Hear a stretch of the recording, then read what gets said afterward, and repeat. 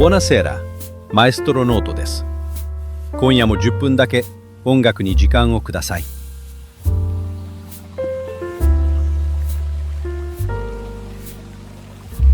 ここはイタリア・ローマ郊外ティボリ、エステ層の庭園です。糸杉の並木の奥で幾筋もの噴水が静かに水音を響かせています。この噴水の水音に導かれるように、かつて一人の音楽家が一曲の音楽を書き上げました。この庭園を晩年こよなく愛したのは、かつてヨーロッパ中を熱狂させた男でした。19世紀最大のピアノスター。コンサート会場に殺到する聴衆を熱狂させ、失神する女性まで現れたと言われる男です。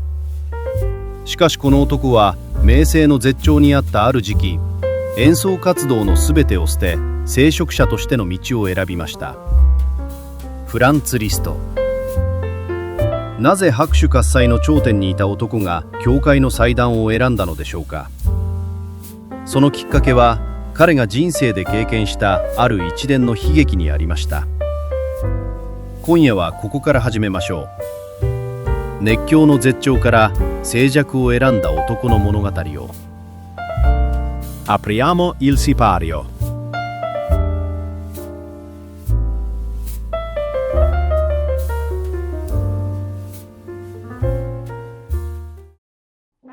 ライディングの振動、父の見た夢。1811年、ハンガリー西部ライディングという小さな村。フランツ・リストはエステルハージ公爵家に仕える役人アーダムの息子として生まれました。アーダム自身も音楽を愛し、息子にピアノの手ほどきを始めます。わずか9歳で開いた公開演奏会が村を越えて評判になりました。その才能に驚いたハンガリーの貴族たちが留学資金を出し合ったと言われています。少年はウィーンへ、そしてパリへと旅立ちました。ウィーンではピアノをカール・チェルニーに師事しました。ある演奏会で客席にいたベートーベンが演奏後に少年リストの額へ口づけをしたという逸話も伝えられていますが、史実かは定かではありません。故郷を離れたこの瞬間から、リストの生活の言葉はドイツ語とフランス語が中心になっていきます。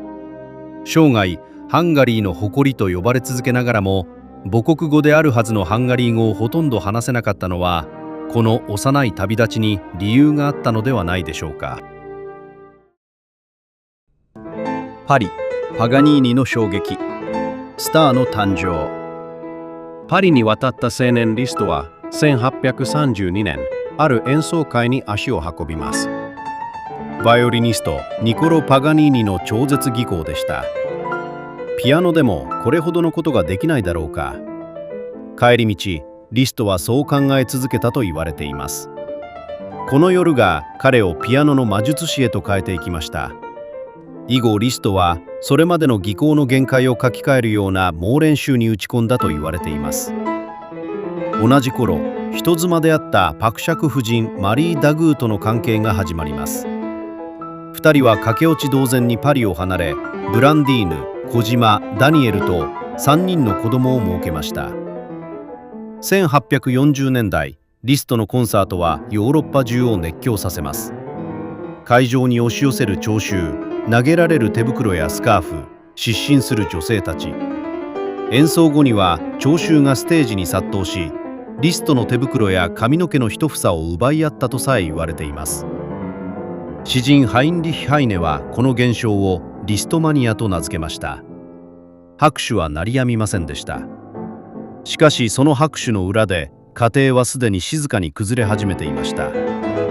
年間200を超える演奏旅行を続けるリストと、パリで3人の子供を育てるマリー。すれ違いは徐々に深まり、1844年、2人はついに別れを迎えます。子供たちはリストの母や家庭教師のもとに預けられ、マリーとの関係は修復されることのないまま終わりました。喝采の裏で奪われた子供たち。別れの傷を抱えたまま、リストは演奏旅行を続けました。そして1847年、キエフでの演奏会で一人の女性と出会います。カロリーネ・ヴィトゲンシュタイン公爵夫人。ロシアの領地を持つ貴族の家に生まれ、深い教養と信仰心を持つ女性でした。この出会いをきっかけに、リストは絶頂にあった演奏活動から退くことを決めます。1848年、バイマル宮廷楽長の職に就き、カロリーネと共に作曲と後進の指導に専念する新しい生活を築いていきました。しかし、この穏やかに見えた時期に、リストは人生で最も過酷な喪失を経験します。1859年、息子ダニエルがわずか20歳で病に倒れ亡くなりました。将来を嘱望された青年でした。追い打ちをかけるように、翌1860年、長年連れ添ってきたカロリーネとの結婚が、ローマ教皇庁の政治的な事情によって直前で阻まれます。結婚式前夜、教皇庁からの差し止めがローマの教会に届いたと言われています。祭壇の前まで進みながら、2人は結ばれることができませんでした。そして1862年、今度は娘ブランディーヌが出産後の体調悪化のためこの世を去ります。数年のうちに息子を失い、結婚を阻まれ、娘までも失う。ヨーロッパ中の喝采を浴び続けてきた男の内側は、静かに、しかし決定的に崩れていったと言われています。アベリスト、祭壇の代わりに選んだ道。深い悲しみの中で、リストは若い頃から抱き続けていた信仰心に改めて向き合うようになります。1865年、リストはローマでカトリックの下級聖職者となる道を選びました。以後、彼はアベリスト、リスト神父と呼ばれるようになります。この頃、リストはローマ近郊ティボリのエステ荘に枢機卿ホーエンローへの客人として長期に滞在するようになりました。糸杉に囲まれた庭園、絶え間なく水音を響かせる噴水。この静けさの中で、リストは数々の瞑想的な商品を書き上げました。かつて聴衆の熱狂を求めた男が、今は噴水の水音だけを友としていたのです。かつて結婚という形で誰かと結ばれることを教皇庁によって阻まれたリスト。彼が代わりに選んだのは、教会そのものの祭壇でした。この時期に書かれた作品には、それまでの華やかな超絶技巧とは対照的な静筆で内省的な響きが色濃く現れています。喪失を通り抜けた人間だけが書ける音楽がここから生まれ始めました。3つの都市を生きる、見返りを求めない指導者。晩年のリストはローマ、ヴァイマル、ブダペストという3つの都市を行き来する生活を送りました。当時の人々はこれを三分割された人生と呼んだと言われています。この時期のリストはもはや自らの名声のためにピアノを弾くことはほとんどありませんでした。代わりに彼が力を注いだのは若いピアニストたちの指導でした。レッスン料は受け取りませんでした。世界中から集まる若い音楽家たちにリストは無償で自らの技術と経験を分け与え続けました。かつて聴衆を熱狂させた超絶技巧はこの時期次の世代へと静かに手渡されていったのです。同じ頃、娘小島の人生にも大きな転機が訪れていました。小島は1857年、リストの弟子であった指揮者ハンス・フォン・ビューローと結婚します。しかし1860年代、小島はリストのかつての盟友であった作曲家リヒャルト・ワーグナーと恋に落ちました。ビューローの妻でありながらワーグナーとの間に子を設けたこの関係は、当時のヨーロッパ社交界に大きなスキャンダルを引き起こしました。敬虔な聖職者となっていたリストにとって、実の娘のこの選択は複雑な思いを伴うものだったと言われています。リストとワーグナーの関係はこの一件をきっかけに長らく冷え込みました。1870年、小島とビューローの離婚が成立し、小島は正式にワーグナーの妻となります。父と娘、そして父のかつての盟友、三者の関係が修復されるまでにはなお長い年月を要しました。祭典の陰で静かな最後。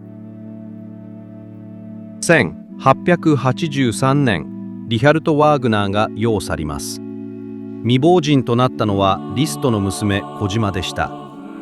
夫が残したバイロイト祝祭劇場の運営を引き継いだ小島のもとを長年の確執を超えてリストは訪れるようになります。1886年7月、リストはこの年もバイロイトを訪れました。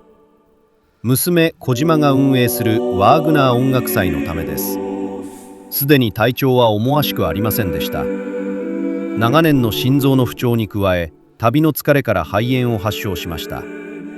それでもリストは病床から起き上がり、演目を見届けようとしたと伝えられています。街では連日ワーグナーの楽劇に人々が熱狂していました。同じ町の一軒家でかつてリストマニアと呼ばれた熱狂の中心にいた男が静かに衰弱していったのです。看病に当たったのはごく少数の人々で、小島自身は劇場の運営に追われ、父の枕元に十分に付き添えなかったとも言われています。1886年7月31日、フランツ・リストは娘婿の築いた祝祭劇場からほど近い場所で息を引き取りました。74歳でした。バイロイトの町の熱狂はその夜も鳴り止むことはありませんでした。葬儀は簡素なものだったと言われています。生涯ヨーロッパ中を熱狂させ続けた男の最後としてはあまりに静かな幕引きでした。リストの遺体はバイロイトの市営墓地、ワーグナー一族の墓所からほど近い場所に葬られました。故郷ハンガリーに帰ることはありませんでした。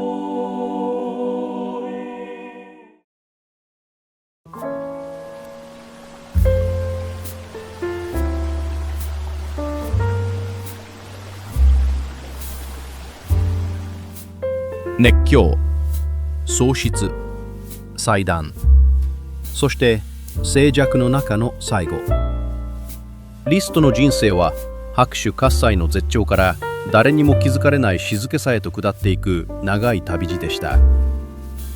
最後に一つだけ。生前のリストは母国語であるハンガリー語をほとんど話せませんでした。それでも彼は生涯民族衣装をまとってハンガリーの式典に出席し、故郷への敬意を示し続けたと言われています。言葉では語れなかった思いをリストはハンガリー教師曲という音楽の形で語り続けたのです。今その墓の前には世界中から訪れるピアノ学習者や旅行者が絶えないと言われています。かつてリストマニアを巻き起こした男は今も静かに娘婿の築いた町に眠り続けています。次にどこかで噴水の水音をふと耳にすることがあったら思い出してみてください。かつて聴衆を失神させるほどの熱狂を生んだ男が最後にはこの庭園の静けさの中に安らぎを見出したということを。アプレスト。